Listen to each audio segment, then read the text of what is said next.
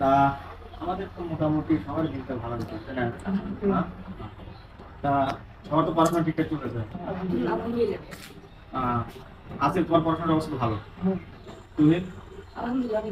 আর রবিন, তুমি কিন্তু লেখাপড়া ভালো করবে, ঠিক আছে? এবার কিন্তু তোমার কিন্তু ভালো কিছু করতে হবে। কি অবস্থা? এই তো ভালো। তোমার কি অবস্থা? তা কি তোমার দিনকাল কেমন যাচ্ছে? ভালো। ও আচ্ছা আচ্ছা। হ্যাঁ, তাই আমি একটু অসুস্থ করে আছি নাকি? হ্যাঁ। আজকে তোমার দিন তো ভালো হচ্ছে না? তা কাজ তোমার ভালো চলতেছে? হ্যাঁ ভাই, কি ভাই থাকি না? আচ্ছা। তা